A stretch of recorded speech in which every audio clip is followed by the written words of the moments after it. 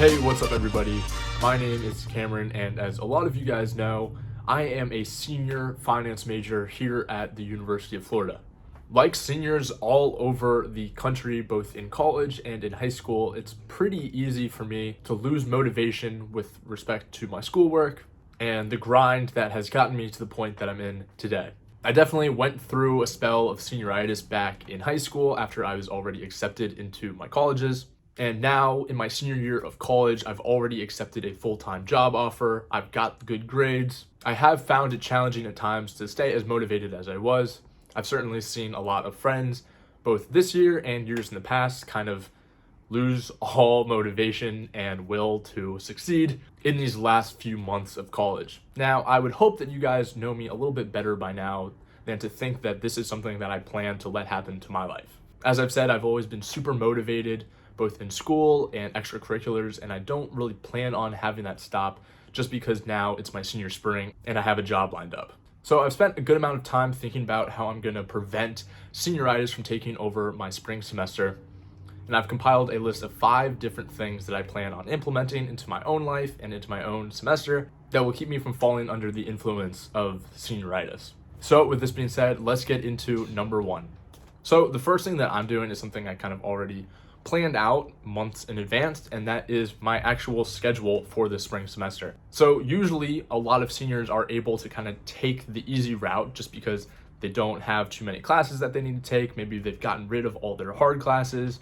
And while that was the case for myself, I did still make sure to have a schedule of classes that still required me to be engaged and participate. So although I think I really only needed like 9 credits to graduate with both my finance degree and my leadership minor, I decided to still take 14 credits this semester. Of these 14 credits, 10 of them are in person. So that is 10 hours right there that I have to be on campus. I'm honestly pretty grateful that the classes are back in person. It's changed the learning environment so much. I really enjoy it so much over what it was these last year, 2 years due to COVID. Not only is it great to interact with the professors and ask questions in person instead of over a chat box on Zoom, but it's also really cool to actually see people in person, interact with people. Those are just those interactions that you don't really get on Zoom.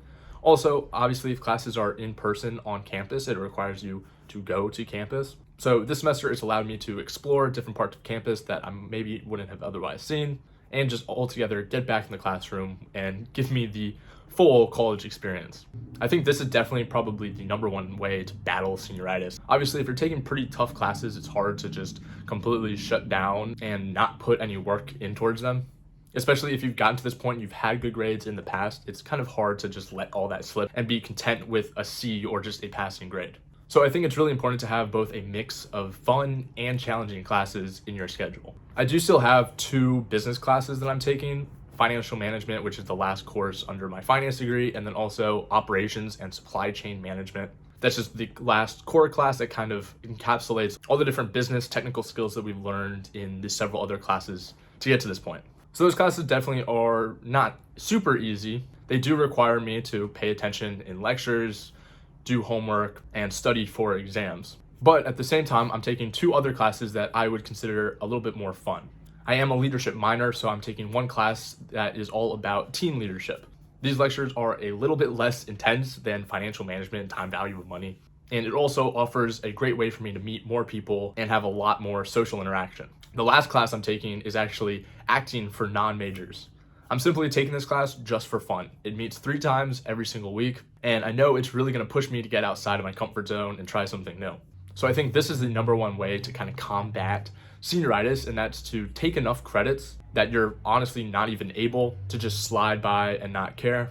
And then also take credits that both are engaging and require you to work, but at the same time, still some that are fun and enjoyable. Also, I think it's really important to mention that it's easier to do more work and better work when you have the tools to do it. I think for myself, the fact that I still have this awesome desk setup with my Dell XPS laptop 100% motivates me to grind and put the work in. My Dell XPS 15 laptop is an absolute workhorse. Whether I'm typing up notes for class or I'm editing one of these videos, it always gets the job done. It's the perfect tool for any student, and I couldn't recommend it more. If you're interested in purchasing one of your own, you can check the link down below in the description, and let's get back to the video. The second tip is to stay involved on campus. As you guys know from some of my other videos, I currently serve as treasurer of the Business College Council. This definitely requires a lot of work and effort out of me. I probably put in at least 5 hours every single week into this organization, depending on the week. And not only does it require that time commitment, but it also requires me to get on campus, go to the business school, attend meetings, and overall just stay really engaged on campus. I think this is going to be a common theme through the rest of these tips, and it is to stay engaged on campus and feel that you're still part of that college community. I think as seniors at this point, we've been at school for 3.5, 4 years now, so it's easy to just only be thinking about what's next. But I think it's really important to look back on what we've done and think about what we still want to accomplish on campus before we graduate. Staying involved in student organizations has really allowed me to stay committed to my initial goals that I had at UF. At this point, I honestly have achieved every single milestone and goal that I set for myself when I came into UF. So there's no real reason for me to stay involved other than the fact that I love what I'm doing and I enjoy interacting and meeting new people. I know a lot of people maybe drop student organizations, whether it's fraternities or clubs on campus by the time they're seniors. Maybe they think they're too cool for it or they don't need it. But I do implore you to think about it on a wider context and really see how it can make you stay ingrained in that college community. The third thing is something I mentioned earlier, and that is to explore new parts of campus. I think especially for myself, with the last 2 years being somewhat remote due to COVID, I wasn't going to classes in person. So this kept me from, going to the business school as much as I might usually, or going to the random other buildings that I would have electives. And now that it's kind of my senior year, I really try to make an effort of going to different libraries to study, or even something as simple as just taking a run through campus to explore parts that I haven't seen before. Exploring new parts of campus will either bring you back to maybe your freshman year when you were still living in dorms on campus, or it will just allow you to feel that you're getting the most of your money and that you're truly part of your campus. I know that was a big thing for me. I always felt that maybe I wasn't going to campus enough. I wasn't going to the libraries. And while I still was doing that way more than a lot of people I knew, I still felt that maybe I wasn't taking full advantage of that college experience that I've been given.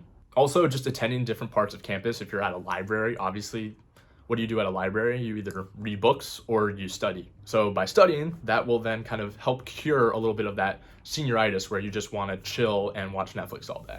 So that's number 3, exploring new parts of campus. Number 4 is to attend sporting events. I know for myself, going to the University of Florida, it's been awesome to attend one of the prominent schools when it comes to basically every sport. UF is pretty much at the top of the totem pole in every sport. And yes, you can make arguments about our football team and basketball team in recent years, but it really is awesome to be able to go to a school that offers so much when it comes to entertainment through sporting events. I know this year I made a real effort to go back to the football games, which obviously are an amazing experience. And also this spring, I've really tried to go to several more basketball games with some friends. And we're even planning on camping out before some of the games and getting those courtside seats that land us on ESPN.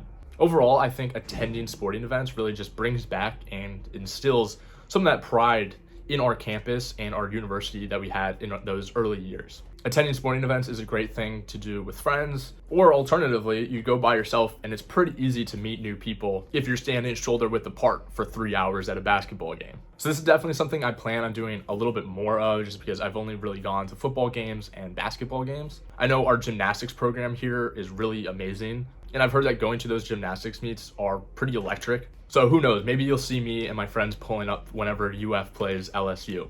The last thing to kind of cure your senioritis and give you a little bit of a wake up is to look into grad programs.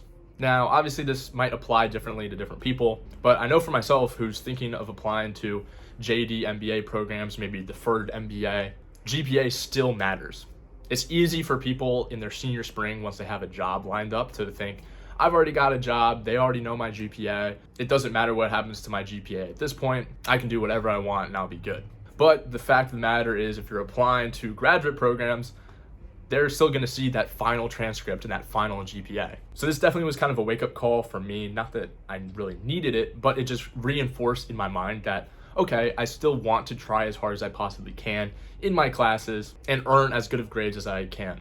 I've put in so much work to get to the point where I'm at today as far as my GPA, and I would really hate to see it kind of fall and tumble in this last semester just because I didn't want to put in the same level of work that I was used to. So if you're interested in applying for graduate school, I think it's really important that you realize your GPA for your senior spring still matters. This realization will definitely help you kind of get over senioritis and recommit to that school grind. So those were my 5 tips for how to overcome senioritis in your senior year of college.